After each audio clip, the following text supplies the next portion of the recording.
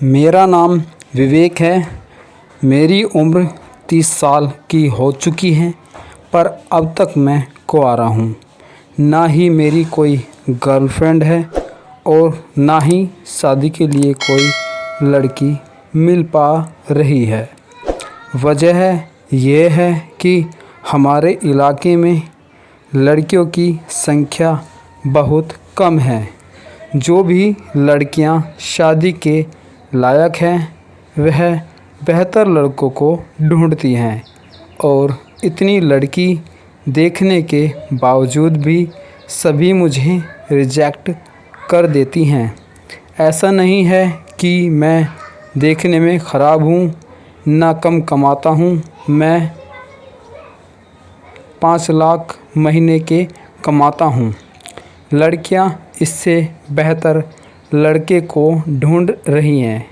मुझे आज अपनी मम्मी और भाभी के साथ लड़की देखने जाना था। मेरी भाभी मजाक मजाक में कही, देखने आज लड़की ज़रूर फाइनल हो जाएगी।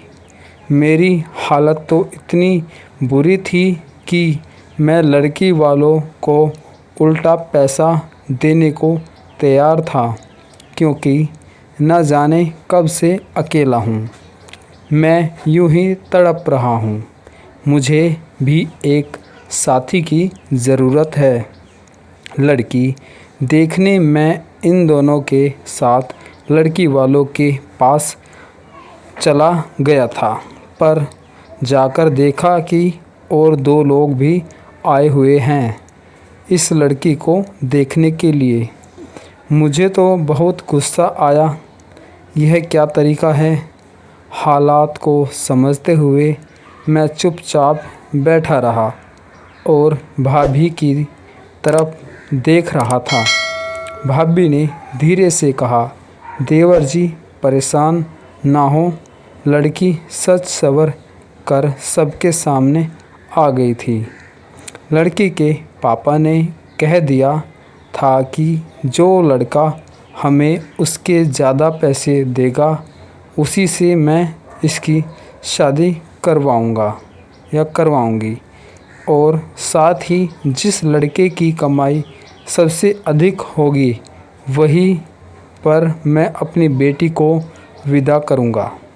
वहाँ से भी निराश होकर हमें लौटना पड़ा था और मैं सोचने लगा था कि मुझे और अच्छे काम की तलाश करनी पड़ेगी, तभी जाकर मैं अच्छी लड़की से शादी कर पाऊंगा।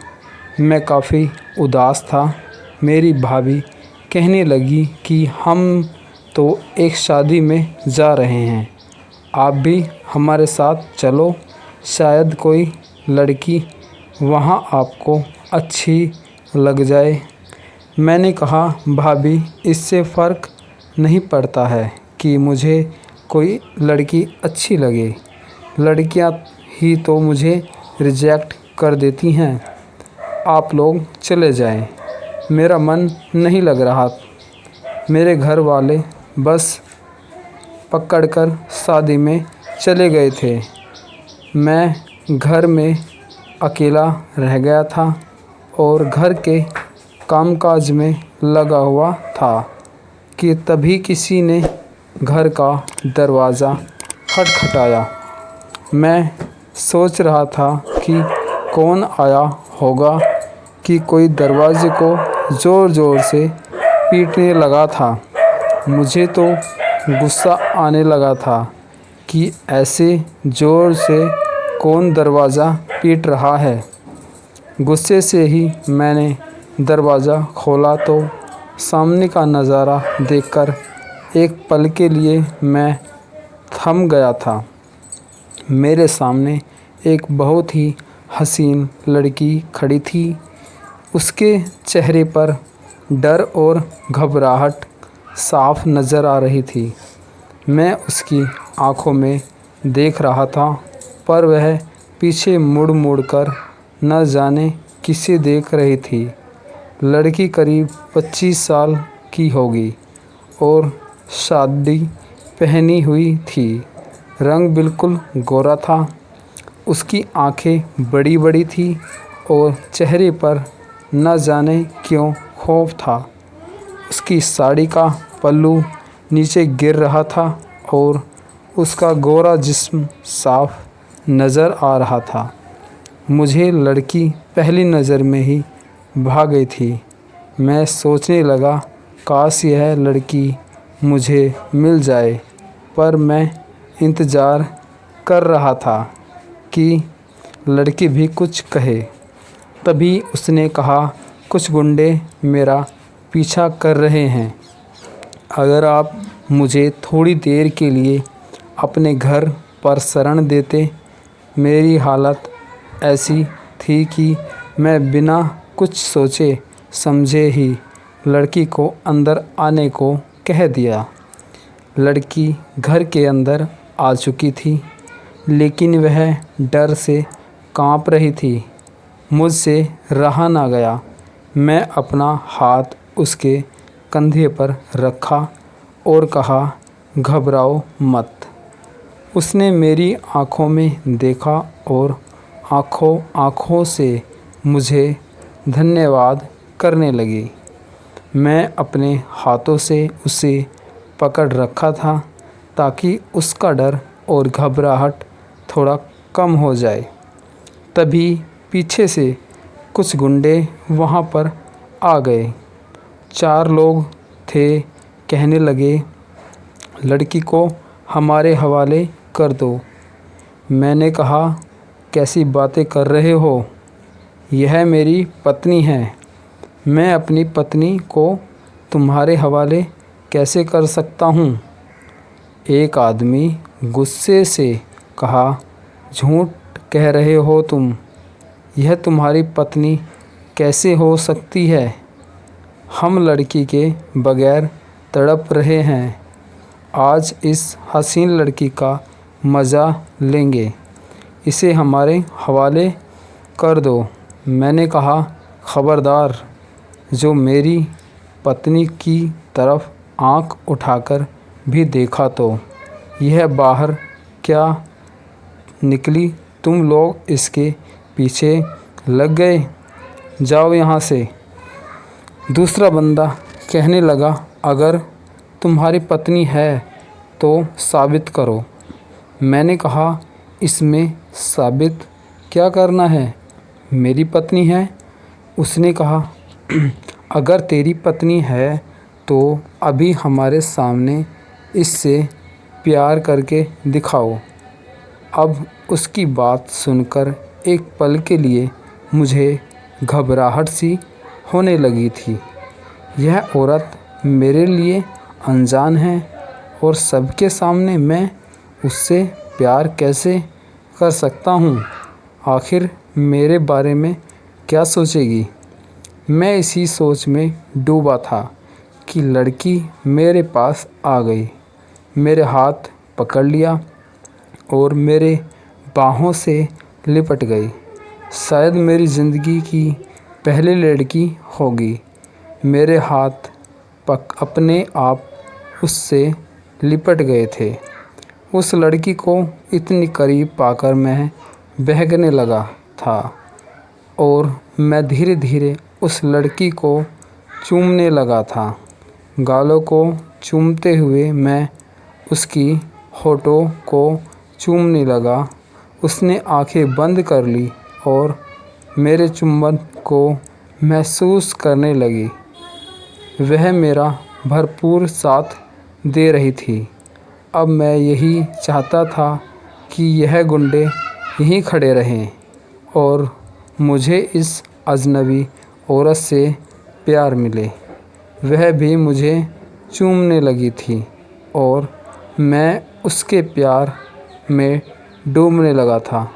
गुंडे कुछ देर हमारे पास खड़े होकर यह सब कुछ देख रहे थे और फिर एक एक करके सर झुकाकर वहाँ से निकल गए। अब मुझे उस लड़की को छोड़ने का मन बिल्कुल भी नहीं कर रहा था, लेकिन मैं तब होश में आया जब उस लड़की ने मुझे छोड़ दिया। कहा, आपका बहुत बहुत शुक्रिया कि आपने इन गुंडों से मेरी जान बचाई है। वह लड़की वहीं पर खड़ी थी, जैसे कि वापस घर ना जाना चाहती हो और मेरे कहने का इंतज़ार कर रही हो। शायद आग दोनों तरफ लगी थी। मैंने कहा, तुम बैठ जाओ, मैं तुम्हारे लिए पानी लेकर आता हूँ। मैं उसके लिए पानी लेकर आया तो वह पानी पीने लगी। मैंने कुछ पूछा, तुम कहाँ से आई हो? इससे पहले कभी नहीं देखा। वो कहने लगी, मैं पड़ोस के गांव से आई हूँ। मैं यहाँ काम की तलाश में आई थी कि गुंडे मेरे पीछे पड़ गए। मैंने कहा, हमारे शहर का हाल ही ऐसा है। इस इलाके में लड़कियों की संख्या बहुत कम है कि लड़की देखते ही लोग पीछे पड़ जाते हैं।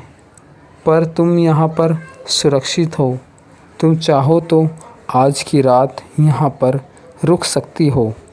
न जाने बाहर तुम्हारे लिए क्या ख़तरा छुपा है। मेरी बातें सुनकर उसकी आंखें चमकने लगी। मैं रसोई में जाकर रात का खाना बनाने लगा था। वह भी मेरे पास आ गई और मुझे काम के लिए मदद करने लगी थी। उसकी खुशबू से मैं पागल हो रहा था। बहुत ही मुश्किल के साथ मैं अपने जज्बात पर काबू कर पाया था। मुझे मन कर रहा था कि उस लड़की से सारी रात प्यार करूं। उस लड़की की खुशबू मेरे होशो हवास उड़ाने के लिए काफ़ी थे। काश इस अप्सरा सी खूबसूरत लड़की को मैं अपना बना सकूं। अब मेरे दिमाग में कुछ और नहीं था, बस यही लड़की घूम रही थी। काम करने के बहाने मैं उसे बार बार छू रहा था। आखिरकार हिम्मत करके मैंने पूछा, तुमने अब तक शादी नहीं की क्या? उसने ना में सिर हिलाया। मैंने सोचा कि यह मेरे पास मौका है। अगर यह लड़की मेरे प्यार में डूब जाए तो शादी के लिए मान जाएगी और लड़की ज़िंदगी संवर जाएगी। ना इस लड़की की ज़िंदगी के बारे में मैं कुछ जानता था। कहाँ से आई है यह अजनबी लड़की, आखिर क्या करती है? उससे मुझे कोई ख़तरा तो नहीं। बिना सोचे समझे ही मैं उस पर फ़िदा हो चुका था। मुझे यह लड़की हर हाल में चाहिए थी। खाना बनाकर हम दोनों ने साथ खाना खाया। मैंने कहा, अब सो जाओ और उसे लेकर सीधे अपने कमरे में आ गया। मैंने कहा, यह मेरा कमरा है, हमें साथ ही सोना पड़ेगा। तुम्हें कोई दिक्कत तो नहीं है ना? बाकी कमरे मेरे घर वालों के हैं और वहाँ पर हम नहीं सो सकते। न जाने क्यों मेरी बात से उसका चेहरा चमक उठा था। अचानक उसने मेरा हाथ पकड़ लिया और कहा, आपका बहुत बहुत शुक्रिया। मैंने अपने हाथों से उसका हाथ थाम लिया था। कहा, तुम कमाल की खूबसूरत हो। मैंने तुमसे हसीन लड़की आज तक नहीं देखी। अब मैं उसके बिल्कुल करीब आ गया था। इस मौके का पूरा फ़ायदा उठाना चाहता था। उस हसीन लड़की को अपना बनाना चाहता था। वह मेरे बिस्तर पर लेटी कि मैं उसके ऊपर टूट पड़ा। लेकिन उसके बाद सब कुछ अंधेरा हो गया था। उसके बाद मुझे क्या हुआ मुझे पता नहीं, मुझे कुछ भी याद नहीं था। जब सुबह नींद खुली तो सुबह के 10 बज चुके थे। मुझे तुरंत उस हसीन लड़की का ख़याल आया। मुझे इतना याद था कि मैं उसके ऊपर और उसे प्यार करने लगा था। लेकिन उसके बाद सब अंधेरा छा गया था। मैं अपने दिमाग पर ज़ोर डालने लगा था कि तभी बाहर से चीखने चिल्लाने की आवाज़ आने लगी। मुझे कुछ भी समझ में नहीं आ रहा था कि बाहर कौन चीख चिल्ला रहा है। तभी ध्यान आया कि यह आवाज़ तो मेरी भाभी की है और शायद मेरी माँ भी उसके साथ चिल्ला रही थी। मेरा भैया भी मेरा नाम ले लेकर पुकार रहा था। मेरा सर बहुत भारी हो गया था और आँखों के सामने अभी सब धुंधला सा लग रहा था। कुछ ही देर में वह तीनों के तीनों मेरे कमरे में आ गए। कहने लगे, यह सब कुछ क्या है? मेरे तो कुछ भी समझ में नहीं आ रहा था कि क्या हुआ। मैंने कहा, भैया क्या हो गया? मुझे तो कुछ समझ भी पता नहीं, मेरा सर बहुत भारी है। भैया कहने लगे, घर पर चोरी हुई है। ये सुनकर किसी तरीके से मैं उठा और बाथरूम जाकर मुंह में अच्छे से पानी डाला। फिर वापस आकर देखा तो मेरी अलमारी खुली हुई है। जल्दी से मैंने चेक किया तो शादी के लिए मैंने जो भी पैसे जमा कर रखे थे वह गायब थे। जल्दी से मैं बाहर ड्राइंग रूम में आया तो हमारी टीवी भी कहीं गायब थी और बाकी घर का कोई भी सामान मिसिंग नहीं था। मेरी मम्मी और भैया भाभी का कमरा लॉक था और चोर ने उनका दरवाज़ा नहीं तोड़ा था। बस वह 20 लाख ले गए थे और हमारी टीवी उठाकर ले गए थे। मेरा भैया पूछने लगा कि घर पर क्या हुआ था, सब सच सच बताओ।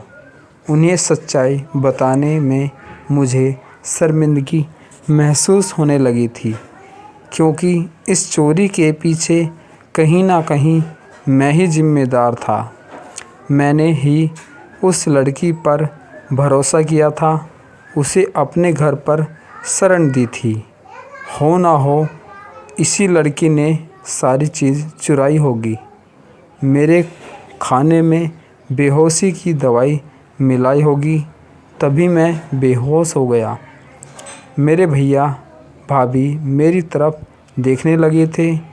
मैंने कहा, भैया मेरी ही गलती है कि मैं चोर को पहचान ना सका और उसे घर के अंदर आने दिया। मैंने उन लोगों को सारी कहानी बता दी, पर मुझे बहुत शर्मिंदगी महसूस हो रही थी। आज मेरे हवस की वजह से ही मेरे घर पर इतना बड़ा हादसा हो गया था।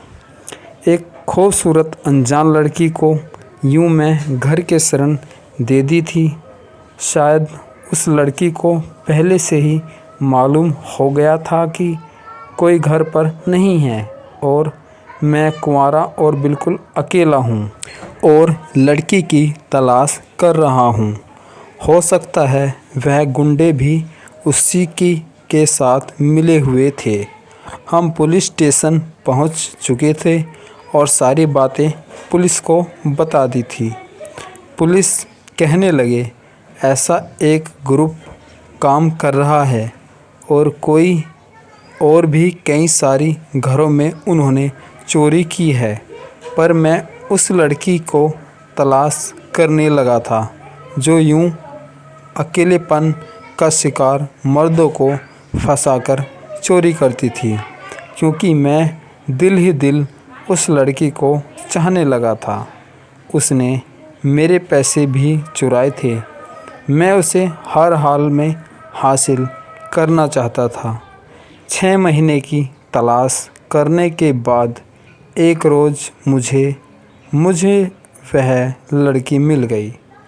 मुझे देखते ही वह बहुत घबरा गई थी। मैंने कहा, मैंने तुम्हें अपना दिल दिया है और तुमने उसके बदले मेरे घर पर चोरी की। अगर तुम चाहती हो कि मैं पुलिस तक तुम्हें लेकर ना जाऊं, तो तुम मुझसे शादी कर लो। वह मेरी तरफ देखने लगी, फिर कहा, मुझे पुलिस के हवाले मत कीजिए। दरअसल हम ऐसे ही लोगों को लूटते हैं, पर इसमें मेरा कोई कसूर नहीं। जो 4 लोग मेरे साथ थे वह मेरे चचेरे भाई हैं और मुझसे ज़बरदस्ती यह काम करवाते हैं। जब मैंने आपको पहली बार देखा था तो मैंने आपको पसंद कर लिया था, लेकिन मैं मजबूर थी। मुझे आपके घर पर चोरी करनी पड़ी। मैं आपसे शादी करने के लिए तैयार हूँ। आप मुझसे शादी करके इस मुसीबत से बचा लें।